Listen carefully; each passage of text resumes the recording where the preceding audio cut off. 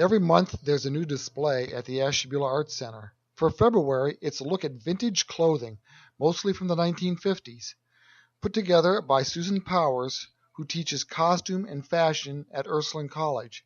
It will be on display until March 2nd.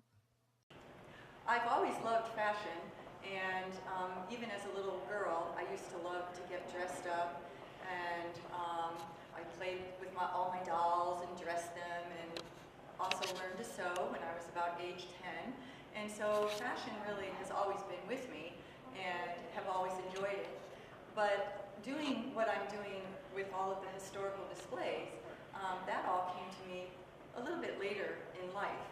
I owe a lot of this to my mother. My mother is a great believer in preserving the past and family stories, and she saved a lot of clothing, from her childhood, and then also things that she inherited from her parents. So I began collecting about 20 years ago, and you buy your first vintage skirt, you find it either at a flea market, maybe even the thrift store, and one thing leads to another, and the next thing you know, you start finding more and more things, and it becomes a little bit addictive. So I really owe a lot of this to my mom. She got me started, and then she mentioned to her friends, oh, my daughter would probably want that for her collection. And so a lot of my mother's friends gave me outfits and things that their children didn't want, and so they came through me through donation. Most of my collection has all been donated to me. I do search out a few items now and then. I never pay very much for them, but I have in the past found things at like Goodwill stores, thrift stores, garage sales, flea markets, and as I mentioned, most comes to me through donation. Because of my love for vintage, and as my collection grew, the next thing I knew, my mom asked me to do fashion shows for like her church. And so someone would come to the church group and see my fashion show, and one thing again led to another, and I was asked over and over to start putting on different historical fashion shows and displays. So that's how I really kind of came to this. But because I started to get a lot in my collection, it forced me to really evaluate what I had, and that I wanted to be able to teach this. So I went back to college as an older adult, and I was always the oldest in the class. I went to Ursuline College in Pembroke Pike, Ohio, and in 2007 I received my fashion design certificate, and in 2008 I received my master's degree, and my thesis was all about the American wedding gown. So I also have a whole bridal collection at home, as well as antique and vintage clothes. I have a collection of Victorian all the way up through the 1980s. So tell us about the outfit that you have on now. What era is this, and who would be wearing it, and what would they be wearing it to? The outfit that I'm wearing is from about the time period of 1947 to the 1950s, and it was right after the World War II was over. And Christian Dior was the famous designer of this time period, and he brought the new look to women.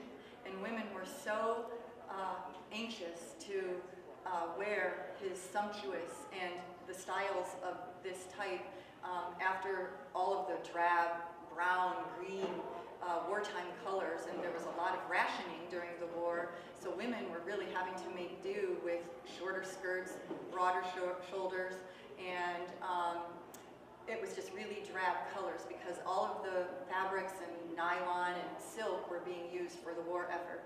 So when Christian Dior designed the new look, he brought beauty and femininity and sumptuous fabrics back to fashion.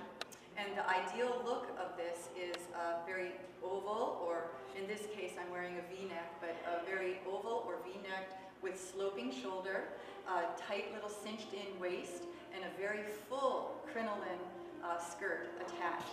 And sometimes the skirts would become so full and swirling and sumptuous that it would take up to about 25 yards of fabric to create all of the fullness. And this is the new look shape, and it began at about 1947.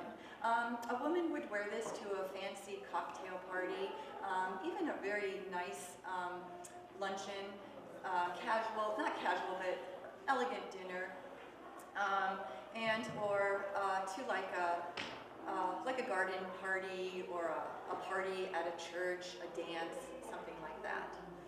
This is more of a summertime outfit. It is a jersey top because in the 50s we started to have more synthetic fabrics and man-made fabrics that were more easily cared for. So this has a jersey top and a beautiful rustling taffeta sounding crinoline skirt attached. The accessories are a big cartwheel hat so that the big hat balanced the fullness of the skirt, and then I have a beautiful crocheted handbag with a lucite plastic, the lucite was an early plastic handle, and long gloves and beautiful pearl embellished jewelry. What was your favorite era from what you collect? Well, I'm asked that all the time, and every time I do one of my historical displays, they all turn out to be so different, whether it's Victorian, Edwardian, the 1920s, the 1930s. So it's hard for me to just pick one era because I love them all. But I would have to say, I really enjoy collecting and recreating displays with Victorian clothing as well as the Edwardian era. However, this is probably one of the bigger 50s displays that I'm doing for this next program, that I'm falling in love all over again with all of my 50s fashions, and I want to start wearing them. So it's very hard to pick a favorite decade, but I would have to say, I do really love Victorian and Edwardian time period. So do you watch like Downton Abbey and comment on or think about the outfits that they're wearing? Oh yeah, I'm a real Downton Abbey fan. Not only Downton Abbey, but there's another program that I started watching last March, and it's coming on again real soon, Mr. Selfridge's. It's all about an American man who went to England and opened up Selfridge's store, and the fashions and the storylines, and that's all fascinating to me, and I don't miss an episode. So I'm a fan of both of those shows, and I love the fashions, and to have a costuming job like that, it would be a lot of work behind the scenes, but that is fabulous, and I think they do a great job on both of those shows, recreating the accuracy of the time period. You have to remember too, with both of those shows, in that time period, from the 1890s all the way up through up until World War I, and even into the early 20s, it's a very social class system. And Downton Abbey shows that really well by the lord and lady of the house, and then everybody has their place working to keep that household running, from like the family, then to the butler, to the servants cooking in the kitchen. You can see the very class system that was in place in those time periods. So can you tell us, did housewives in the 50s and 60s wear pearls while they're vacuuming or washing the dishes, like on Donna Reed or whatever? And did the men always sit around in suits and ties at home? Well, pretty much that's accurate, yes. You have to understand that we came out of the Depression, or the World War II era, and men had the GI Bill, and they were able to go back to school, become educated, and the ideal thing for women, after working so hard in the war years, they wanted to be married, they wanted to run a home. It was good to get married and have children and raise a family, and along with that, the man was the provider, and it was a time we had a lot of money because the war effort, after war and during war, you end up becoming more prosperous. And so we had a real prosperous time in this 1950s decade. And so women loved spending the money. We were consumers. We had a lot of new technology. There was new better travel, we had magazines, better communication, we had airplanes, we had the new invention of the television. And so staying at home, being a family was real important. And it's what created, the baby boom. And I'm a product of that. I'm proud to say my mom and dad got married in 1954. I came along in 1955, and I'm the oldest of 5 children. It was the thing to do in the 50s. And pretty much a woman would always be, there was a proper way to do things. It was important to buy quality more than quantity. As today we live in a pretty throwaway society many times, and we can get cheap clothes, and if it goes out of style, we can just get rid of it. But this was a time period it was prosperous. We had better fabrics, easier care for fabrics, new man-made products that made life easier. But a woman still dressed for everything properly, and the man would wear his business suit to go off to work or for special occasions, and or get into his dinner jacket and or tux for going out to dinner. So a woman would have outfits for everything, and yes, I have on my display in this current show that I'm going to be doing, there is a little red button-down shirtwaist dress that is red checked, and a woman would wear her little red high heels or her little pearl necklace, and she'd be vacuuming just in case someone would pop over. She had to be prepared to look the part.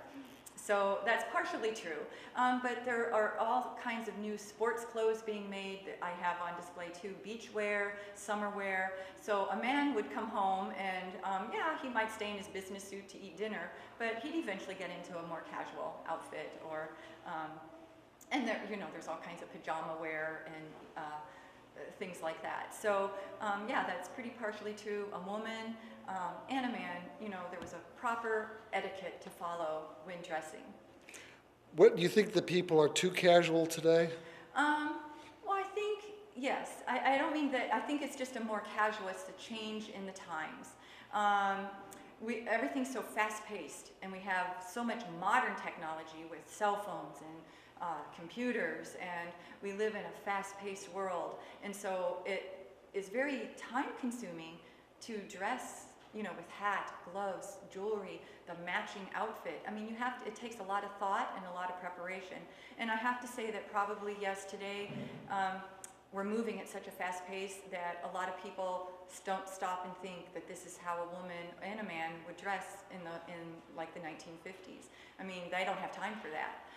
If you're a lover of fashion and if you love to collect clothing, then you can start to appreciate this. And I, as my own personal, for my own personal self, I do incorporate my vintage and my modern clothes together, and I wear them when I teach. I do wear some of my vintage, when I have special occasions. Saying that, you do have to be careful because there are some antique clothes that you just shouldn't wear. The more we touch these, the more we wear them, we damage them. Light is very damaging. You need to properly store them with like acid-free boxes, padded hangers. So I'm very particular about anything that I do put on and wear because it is damaging to the fabrics. However, it is such a wonderful feeling for me to be able to dress in an outfit that another woman was, able to wear. And the other important reason to collect vintage, and because I'm a teacher, educator, I love to bring this to the classroom to help teach our younger generation the importance of appreciating the past.